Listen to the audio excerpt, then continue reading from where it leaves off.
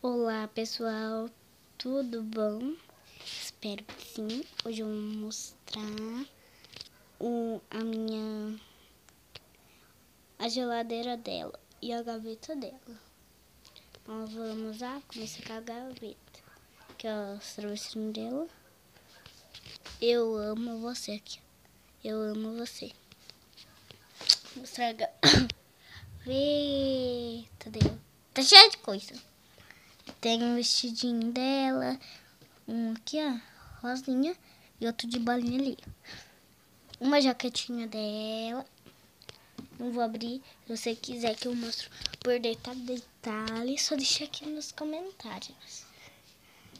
Da geladeira também. Que é a brusinha. O negócio dela. Vou aqui trazer. A data de nascimento dela, a vitamina dela. Se quiser aprender a fazer, é só deixar aqui nos comentários. Que é só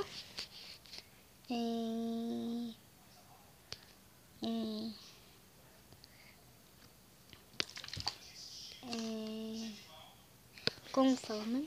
Papel higiênico, sombra de maquiagem, qualquer cor. Pra ficar que eu fiz de uva, mala de passear, roupa da boneca dela que ela quis, macacão dela e 2 calças. Tem que fazer mais. E eu vou mostrar ela, essa fofurinha acordou. Vai ficar aí na cama? Você tá sendo gravada. Você na cama? Não? Então vou mostrar a sua geladeira e já volto. Se quiser que eu mostre detalhe por detalhe, só deixar aqui nos comentários também, só vou falar.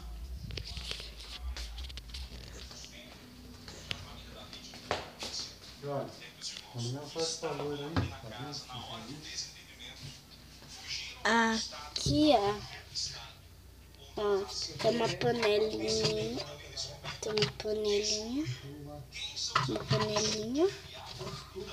Ai, tem uma panelinha aqui, 2 potinhos de Play-Doh, um laranja.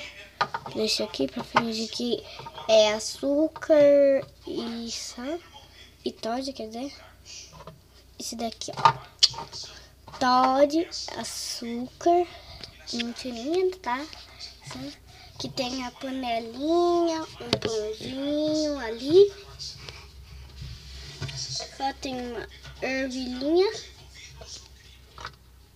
biscoitinho, ó. Dá pra vocês verem? Biscoitinho. Tem aqui panela com macarrão. Macarrão na panela. Um suquinho. Aqui, ó. Tem biscoitinho, mais biscoitinho. E se quiser que eu mostre por detalhe, que tem dentro das panelas, dos potinhos, é só deixar aqui nos comentários.